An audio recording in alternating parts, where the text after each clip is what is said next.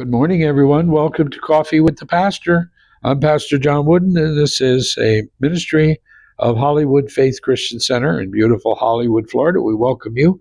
This morning we're going to start in Luke chapter 7. Here we go again with our friends, the Pharisees, the religious spirits. And he says, "Behold, a woman in Luke 7 in the city who was a sinner, when she knew that Jesus sat at table in the Pharisee's house, brought an alabaster flask of fragrant oil and stood at his feet behind him weeping. And she began to wash his feet with her tears and wipe them with her hair." And now, here's the Pharisees thinking. This man, if he were a prophet, would know who and what manner of woman this is who's touching him, for she is a sinner. Judgmental, arrogant, full of pride. But Jesus turns it on them. And he tells a little story about two men who got forgiven a debt. One was a small debt, and the other was a huge debt, a large debt. And he said, which one do you think would love the man more for forgiving, a large debt or a small debt? He said, oh, well, the large one. He says, well, you discern rightly. He said, he who is forgiven much, he loves much. And then he talks about, accuses him and says, look, when I came in here, you gave me no water for my feet. You gave me no kiss. You didn't anoint my head with oil. You didn't do all the right things that a guest in your house you should do. And he said, but she has not stopped caressing my feet and washing my feet with her tears and anointing me with oil. Who do you think he who forgives has been forgiven little, loves little?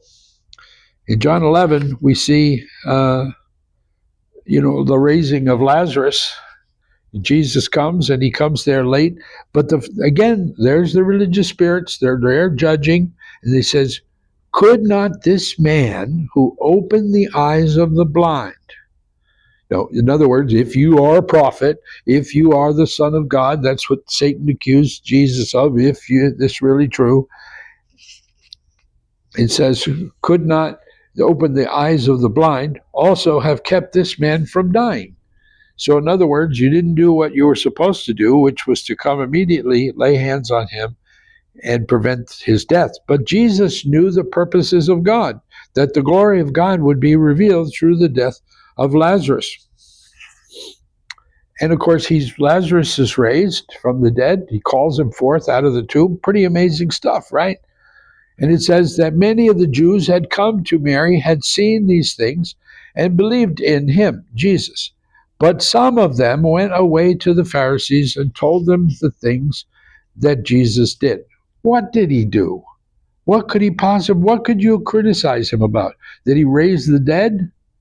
That's amazing that he was too close to a dead body. That religious spirit will not be satisfied.